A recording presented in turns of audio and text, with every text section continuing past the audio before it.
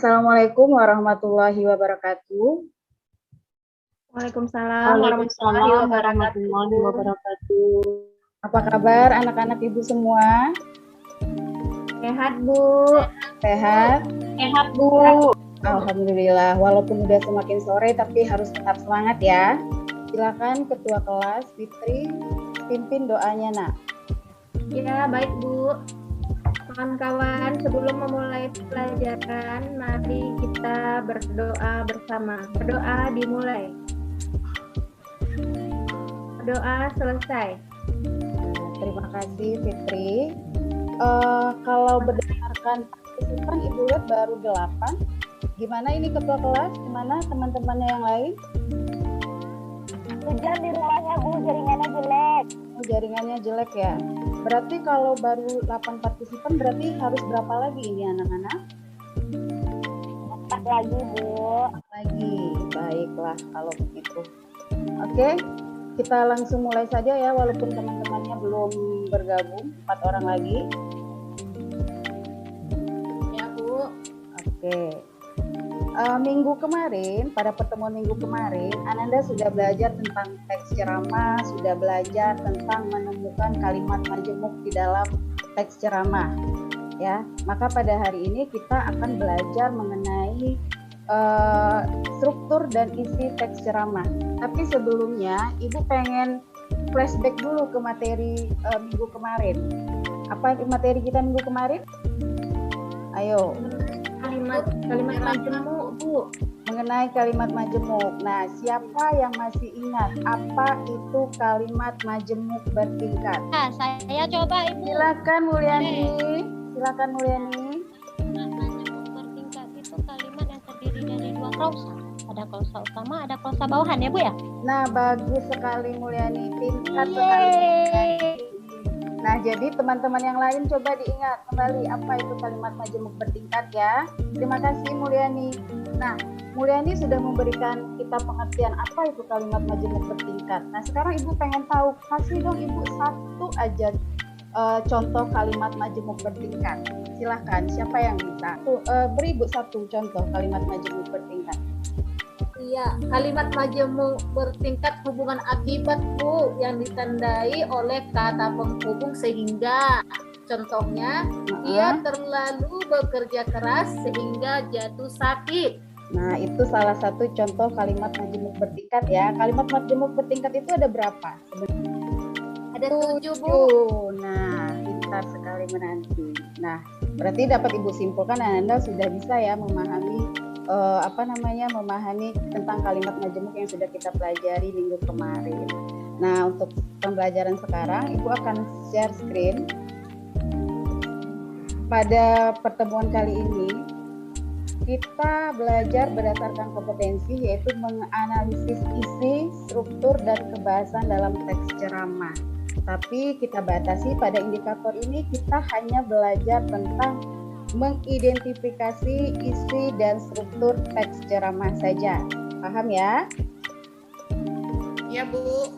Nah, tujuan pembelajaran yang Ibu harapkan setelah Ananda belajar ini adalah Ananda mampu menganalisis isi dan struktur teks ceramah. Nah, apa itu isi dan struktur teks ceramah? Silakan Ananda lihat pada tayangan berikut ini. Nah, ini dia isi dan struktur teks ceramah. Siapa yang mau bantu Ibu membacakan apa-apa saja isi dan struktur teks ceramah? Saya, Bu. Siapa itu? Siapa itu? Sebutkan namanya ya, biar Ibu bisa kasih nilai sekalian. Menanti, Silakan. Bu. Menanti. Oh, menanti lagi. Baik, menanti. Silakan menanti. Isi dan struktur teks ceramah yang pertama adalah pembuka, yaitu berupa pengenalan isu, masalah, ataupun pandangan pembicara tentang topik yang akan dibahasnya. Bagian ini sama dengan isi dalam teks eksposisi yang disebut dengan isu. Nah, bagus sekali. Sekarang siapa yang mau bantu membacakan struktur teks ceramah yang kedua? Siapa? Saya, Bu, Nurul Hidayah.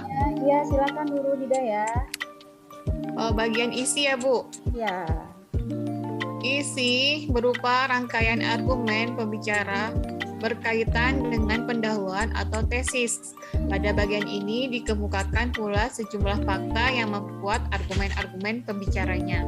Nah, Itu, Bu. bagus. Terima kasih Nurul Hidayah. Nah, untuk penutup siapa yang ingin bantu Ibu membacakan? Ayo, Saya silakan. ibu, saya Bu Oke, Mulyani. Mulyani. Boleh? Silakan Mulyani. Oke, penutup ini berupa penegasan kembali atas pernyataan-pernyataan sebelumnya, Bu.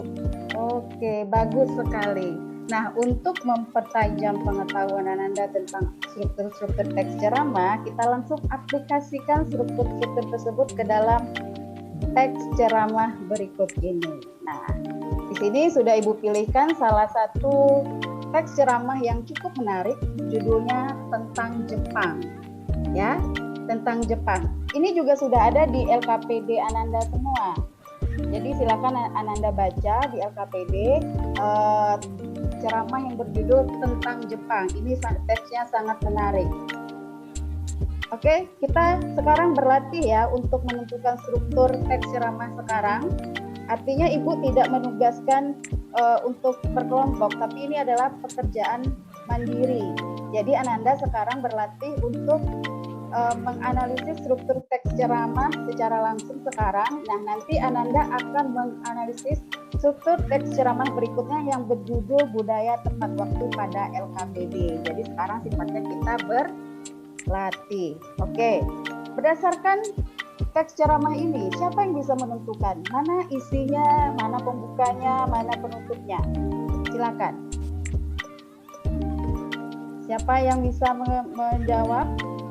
Siapa yang bisa menganalisis dari teks ceramah ini, mana yang merupakan pembuka, mana yang merupakan isi, dan mana yang merupakan penutup? Ibu persilahkan. Saya, Bu. Siapa itu? Saya, Bu. Samica, Bu. Oke, Samica. Silakan Samica. Paragraf pertama itu tergolong ke dalam pembuka, Bu. Paragraf pertama tergolong pada pembuka. Kenapa Samica bisa memberi kesimpulan seperti itu? Karena paragraf pertama di dalamnya ada isu, masalah, ataupun pandangan pembicara tentang topik yang akan dibahasnya, Bu. Oke. Tentang Jepang. Baik, Iya. terima kasih Samica. Bisakah Samica membacakan teks ceramah pada bagian pendahuluan itu? Oke, Bu. Ya. Paragraf pertama, kamu pergi ke Jepang. Hmm. Jepang masuk negara kecil di Asia yang sudah maju. Banyak hal yang perlu diketahui tentang Jepang. Masyarakat negara ini mampu mempertahankan tradisi yang berkembang di masyarakatnya. Itu termasuk ke dalam pembuka, Bu. Termasuk ke dalam pembuka.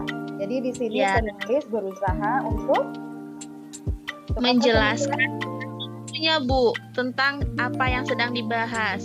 Oke, baik. Berikutnya, siapa yang sudah bisa menentukan yang mana sih unsur isi di dalam teks ceramah ini? Siapa itu? Siapa? Rince. Oke, Rince. Silakan Rince. Mana sih isinya dari teks ceramah yang berjudul tentang Jepang ini? Isi pada teks tersebut ada pada paragraf 2, 3, 4, 5, 6. Ya. Kenapa Rince? Kenapa bisa Rince katakan bahwasanya di paragraf 2, 3, 5, dan 6 itu adalah bagian isi? Menurut saya karena pada paragraf itu ada berisi penjelasan, Bu, yang dijelaskan tentang Jepang itu. Kemudian ada lagi apa Rince? Ada lagi fakta-fakta ya Rince ya? Oh iya, lupa, Bu. Iya, ada fakta-fakta di dalam isinya. Nah, Rince sudah membaca teks ini, Rince? Sudah, Bu. Bisa Rince bagikan kepada ibu dan teman-teman yang lain, kira-kira apa saja sih fakta yang ada di Jepang itu yang berbeda dengan kita yang ada di Indonesia? Faktanya pada paragraf kedua itu ada fakta bahwa anak-anak Jepang membersihkan sekolah mereka setiap hari selama 1/4 jam dengan para guru. Pada paragraf ketiga itu ada fakta Pekerjaan kebersihan di Jepang dimaksudkan untuk menciptakan kesehatan. Karena itu mereka disebut insinyur kesehatan. Gajinya 50 juta per bulan. Wow, lumayan ya. Terus? Wah, gede itu, Bu. Jadi itu fakta-faktanya ya. Nah, Pada kalau paragraf pada paragraf berapa lagi Rince? berikutnya, mereka sering gempa bumi, Bu. Oh iya. Terus? Jepang aja. sering mengalami gempa bumi ya. Terus apa lagi Rince? Lalu mereka makannya tidak bersisa atau tidak ada limbah. Mereka menghargai waktu alias on time, Bu. Oh gitu. Nah, jadi banyak sekali ya fakta-fakta tentang Jepang yang dipaparkan oleh penulisnya. Di antaranya di Jepang itu ternyata yang membersihkan sekolah itu tidak hanya penjaga sekolah, tapi juga adalah siswa dan guru. Kemudian di Jepang itu anak-anaknya sangat rajin belajar. Kemudian di Jepang itu orang-orang mengambil makan sesuai porsi, artinya mereka tidak ingin makanan itu berlebih dan menjadi sampah. Banyak sekali ya fakta-faktanya. Nah, kemudian yang manakah yang termasuk struktur penutup di dalam teks tentang Jepang ini? Silakan. Saya Bu, paragraf terakhir Bu. Paragraf terakhir. Paragraf terakhir Oktaria. Iya Bu, paragraf Kenapa di paragraf terakhir Oktaria simpulkan bahwasannya itu adalah penutup? karena ada penegasan ulang Bu dari Ada pernyataan-pernyataan sebelumnya. Nah, apa yang ditegaskan di sana? Bisakah Oktaria membantu Ibu membacakan? Mengenai Jepang ya Bu, Iya. tegaskan kembali bagaimana Menghargai pendidikan, Bu. Jepang ya menghargai pendidikannya. Jepang sangat menghargai pendidikan. Nah, bagus sekali, pintar sekali anak-anak. Kalian bisa menyimpulkan atau menganalisis struktur teks ceramah. Padahal ini baru saja kita melakukan latihan. Nah, nanti di LKPD Ananda itu akan ada teks ceramah yang berjudul Budaya Tepat Waktu. Nah, Ananda harus melakukan identifikasi strukturnya berdasarkan format yang ini. Nah, jadi nanti itu adalah tugas individu ya, bukan tugas kelompok. Jadi nanti di teks ceramah yang berjudul Budaya Tepat Waktu, Ananda harus memindahkan identifikasi itu ke dalam kolom ini, yaitu ada bagian teksnya yang mana, kemudian isinya apa, kemudian penjelasannya seperti apa. Ya, ada yang ingin ditanyakan perihal tugas? Kalian kumpulnya Bu? kumpulnya minggu depan di saat kita pertemuan berikutnya. Jadi LKPD ini yang sudah kalian isi ini akan menjadi syarat Ananda dikatakan masuk pada jam ibu ya. Ini adalah syarat untuk absensi. Kalau tidak mengerjakan ini berarti saya anggap absen ya Ananda ya. Baik Bu. Oke, baiklah. Kalau tidak ada lagi pertanyaan berarti Ananda semua sudah paham. Nah, sekarang coba bantu Ibu menyimpulkan pembelajaran kita hari ini. Kesimpulan pelajaran kita hari ini, struktur teks ceramah itu ada 3. Pertama Ya. pembukaan, yang kedua isi, dan yang ketiga penutup atau penegasan ulang Bu. Iya. Pembuka, isi, dan Penutup.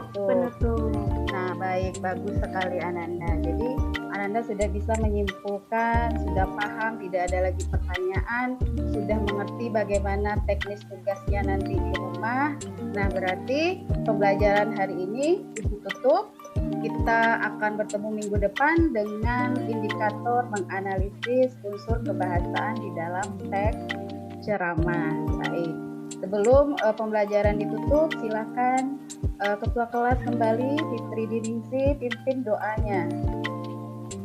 Baik Bu, kawan-kawan, untuk mengakhiri pelajaran kita pada siang hari ini, marilah kita bersyukur. Bersyukur mulai. Bersyukur selesai. Terima kasih.